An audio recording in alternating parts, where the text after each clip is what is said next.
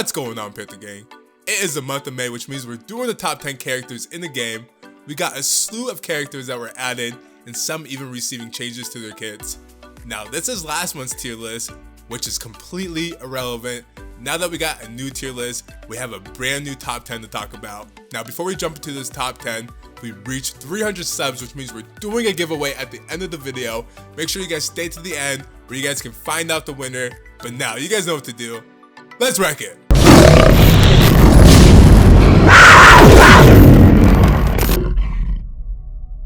Alright, so before we jump into this top 10, I should mention that this tier list was provided by the Titan Cluster. They're an awesome group doing some amazing things on Discord. If you guys have yet to discover them, I'll leave a link in the description below. Also, a few more things to mention before we dive in. This list is more focused on the end game players, so each character is evaluated at max level and above tier 4.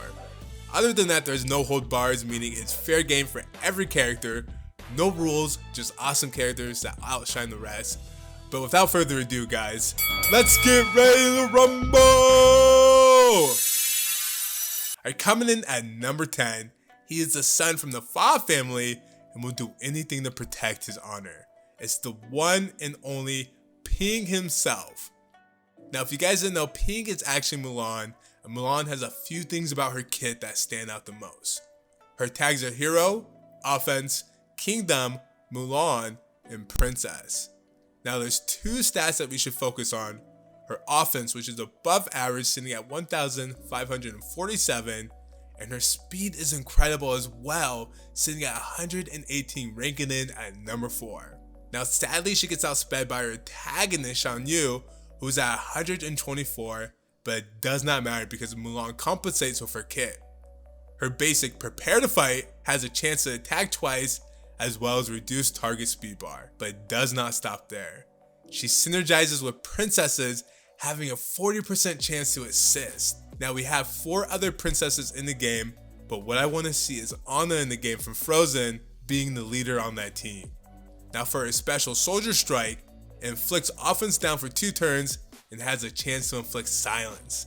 Silence is great, disabling the opponent from doing anything but their basic. Now, for her second special, Fiery Distraction, she shoots the opponent with a dragon, damaging the target and adjacent opponents. Now, let's inflict stun and has a chance to inflict slow on all the targets, and if Shan Yu's on the other team, it does double the damage. Now, the one thing about Mulan's kit is that she has a chance on all her abilities, making her pretty unreliable.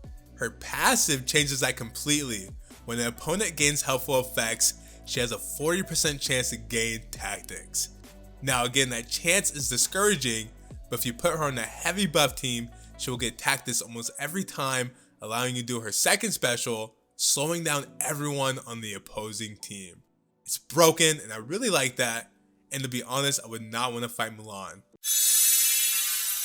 Alright, coming in at number 9, it would be a really good idea not to jaywalk in front of this next entry, because she will give you a ticket in a heartbeat, that being Officer Judy Hopps.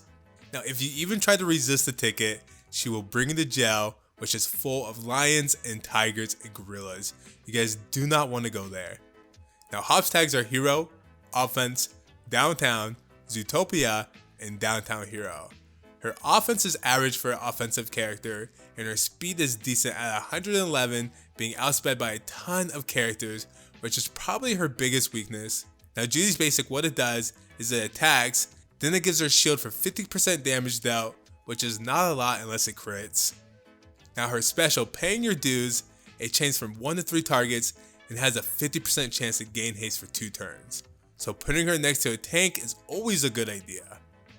Now, her second special, Donut Break, is full of sugary goodness. It's an AoE that has a 50% chance to slow down each character. Now, slow, of course, being super important in the turn-based game. Now, for her passive, it's amazing and annoying at the same time. It gives downtown heroes 8% dodge chance, which feels like 100% when you battle her on defense. Overall, Judy is needed for that downtown hero team. I like to run her with Ian so I can spread her slows and just attack over and over again. Sailing on the Black Pearl all the way into number 8 and stealing all the booty on the way is Captain Jack Sparrow. Now, this is a fan's favorite. I'm glad he can make the list. Let's go over his tags. Now Jack's tags are Hero, Offense, Oceanic, and lastly Pirates of the Caribbean. Now Jack Sparrow has an awesome offensive stat which is Deadly. His speed slacks a little bit being at 112, but still outspeeding Aladdin. Now this is important, but I'll tell you guys why in a minute. Let's start with his basic. Now Resourceful Offense has a small chance to get an assist, and it really is nothing too crazy, guys. Now Jack has Sustain as well on his basic, which has a 20% chance to cleanse one harmful effect from himself, then restore 10% max health. I'm assuming that's when his basic is triggered. It's a little confusing. Now this helps Jack if he has hurtful effects that have long cooldowns. Next up is my favorite ability for Jack, and that is Parlay. What it does is inflict charm, which makes the opponent attack themselves. I like using this ability on Aladdin, disabling him from slowing down half your team. Now this ability also has a chance to apply defense down, so it's pretty handy. Now on Jack Sparrow's next special, it's a big AoE, which does lots and lots of damage.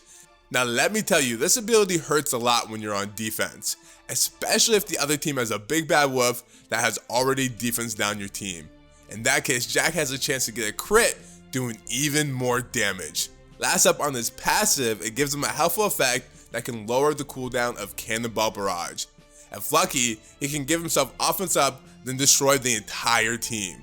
Nothing will stop this pirate from getting what he wants.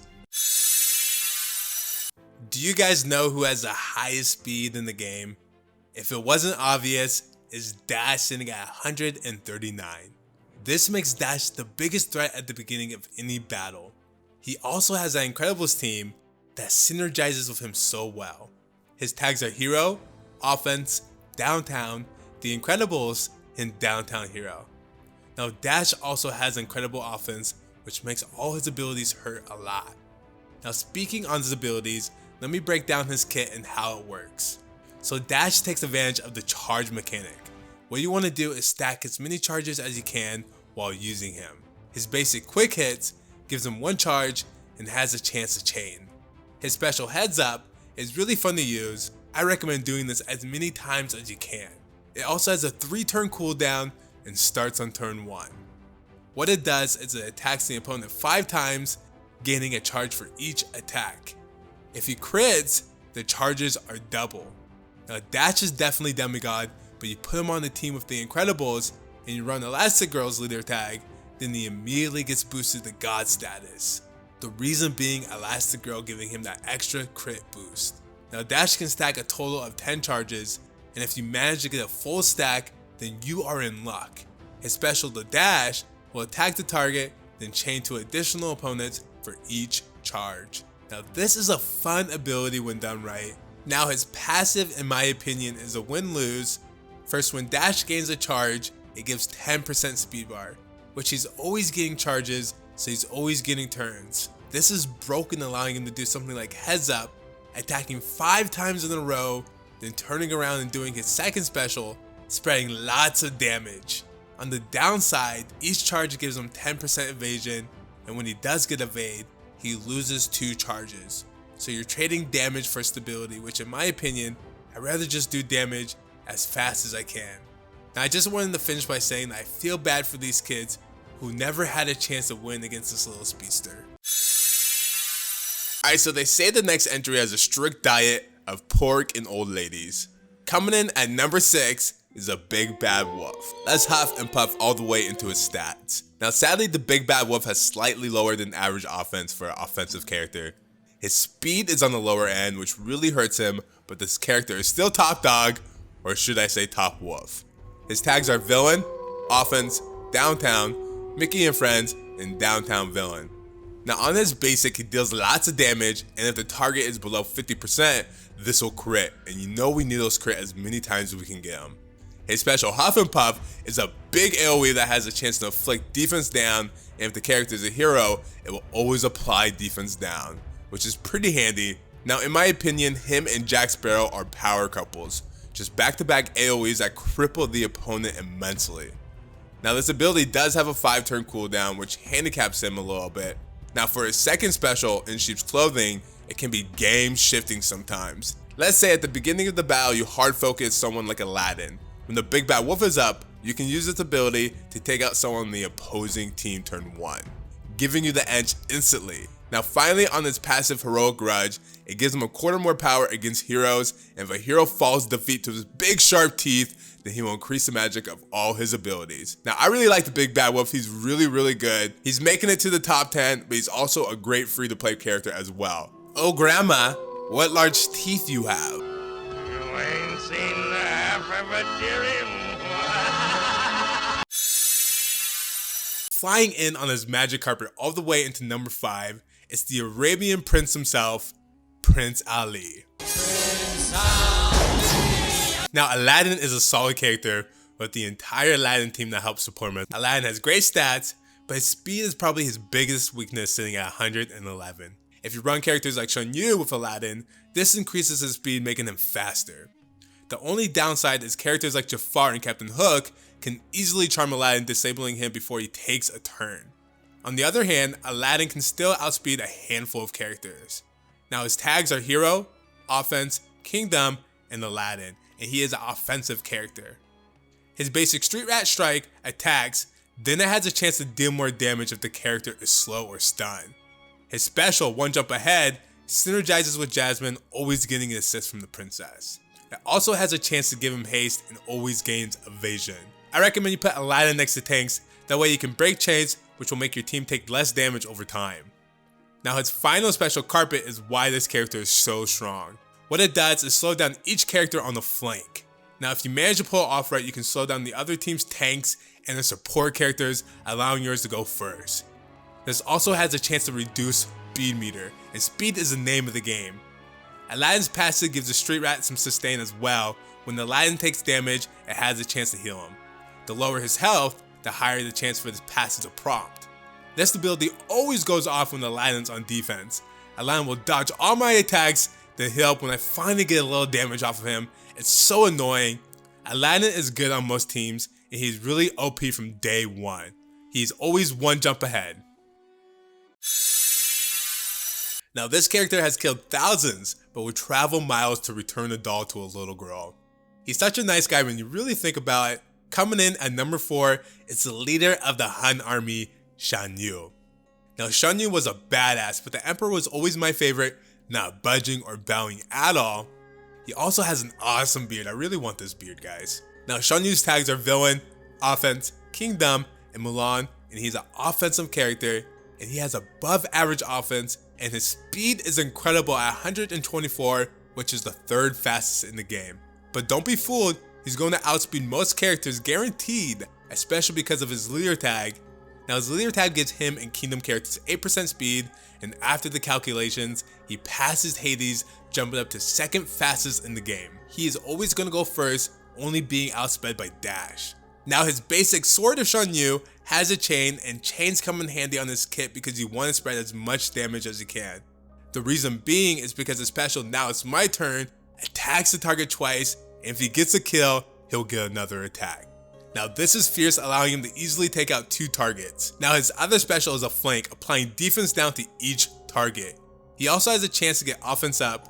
You always want to do this turn 1 just in case you actually get the offense up, allowing him to do even more damage. Now his passive, Bow to Me, will lower the target speed if he gets a crit. Now I can see him pairing with Elastic Girl, having more crit chance, doing a bunch of damage, and lowering everyone's speed. I'm curious to what Maleficent kit looks like. If she synergizes with villains, oh boy, Shan Yu is going to be even scarier. Coming in at number 3 is the Savage Human Spirit Bear. Number 3 is Mor'du. Now this one might be a little unbearable to handle. Now Mor'du is a defensive character and is the only defensive character on this list. Here's a fun fact, every defensive character has the same health at 22672. Oogie Boogie is the only character who has around 200 more at 22872. Now his defense is 4th highest in the game, so he definitely can take a hit. His tags are Villain, Defense, Wilds, and Brave. Now Mor'du has a scary kit. Let's start with his passive, Ancient Rage, because it's only fitting. When he drops below 40%, he gains offense up for 2 turns and a single stack of counter. Now if Mor'du was stunned, then he will shake it off as well. His basic and his special Ruinous immediately get buffs when his passive is triggered. His basic beforehand just did damage, but when Ancient Rage is prompt, this will do 30% more damage, followed by an additional attack. Now his special Ruinous also does more damage when his passive is prompt, but it being 55% instead of 30 on his basic. This ability stuns a target and has a chance to inflict slow on adjacent targets. This is awesome. Slow is really important, and stun is always really good, being able to stun the target, giving you the advantage. Now finally for his special, Savage Howl, it's an AoE spreading offense down to the target. This also has a chance to get offense down on adjacent targets as well. Offense down being a big deal when you need to stop a tremendous attack coming your way. One thing to note is that this ability only gives him 1 turn of taunt with a 5-turn cooldown. Mor'du when fully powered is a big threat. I don't know about you guys, but when Mor'du is on defense, I actually get a little terrified. Is the king of the underworld, left by his brother to rule the dead. Number 2 is Hades. Now Hades is one of my favorite villains. Thank you Glue for making him such a good character. If you didn't know, Hercules was one of my favorite movies as a kid. And with a little speculating, I'm curious if Hercules will be a god character or a demigod. Now Hades has both the top offensive stat at 1807 and tenacity around 35. His tags are villain, offense, mythical, and Hercules. Now the villain tag is really strong. I'm totally into the villain club. My clan's name is Super Villainous, shout out to them. Now Hades has the same mechanic as Mor'du, so we have to start with his passive. On turn if Hades is below 50% health, he removes stun if he was stunned already. Now this also triggers Ignite Empowered and gives him 30% speed bar. And that speed bar is crucial, plus Ignite Empowered buffs every single one of his moves. Now his basic Fireball does damage, then attacks 2 targets at random. If they have any harmful effects, he has a 40% chance to crit. Next up is his special Scorch Earth, which is awesome. Panthervision likes fire.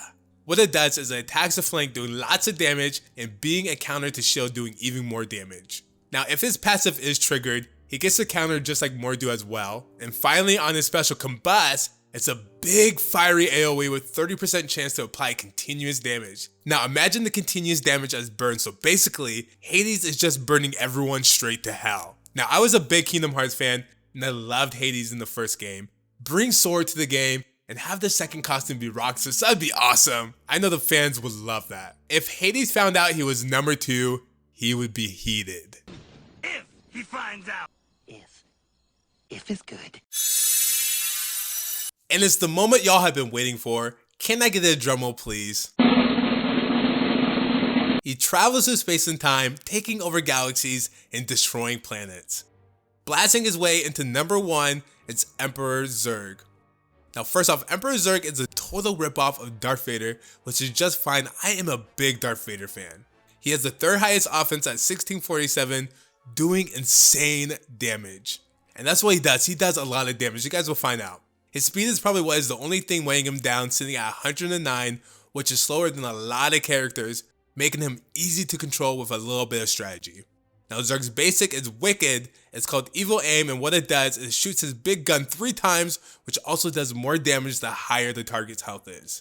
Now his special Zurg Vision is a big hit that does more damage the lower the target health is. This also resets if he gets a kill, giving him an extra turn. This ability is just like Shan Yu's, which is a lot of fun. I love that reset mechanic.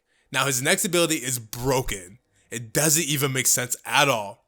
What it does is it attacks the target 23 times and has a 25% chance to spread to adjacent targets. That means at least 5 of those 23 hits are going to hit adjacent targets. That is brutal, so much insane damage. This is like Mickey's broom, but crazier. Finally, Emperor Zurg is absolutely needed when it comes to downtown villain teams. Let me tell you why. Zurg has an 8% chance to gain offense up when attacked. Now for every downtown villain character on this team, he gets a 10% boost, making it almost half. That means he's always going to do insane damage. Now the downtown villains are really strong. You have the Big Bad Wolf, Emperor Zurg, and Dr. Facilier. Zurg is such a threat during battle, but in the end, just like Darth Vader, he has a heart for his son. And that's the end of the video. Tell me guys what you think of this top 10. Did your favorite character make the list? Let me know in the comment section below. But as promised, we reached 300 subs, so we are doing a giveaway. Let's jump to it. Are you guys ready? Let's do it. The winner of the second giveaway, now that we reached 300 subs, It's gonna be Ashton Hotskin, so you are the winner, brother. Now remember, we're doing another giveaway when we get to 400 subs. All you gotta do is sub to the channel, like, and keep commenting on the videos. You never know when we get to 400. Now shout out to all the Panther gang that made it to the very end. You're the real MVPs. You can find me on Twitter and Discord, and panthervision out.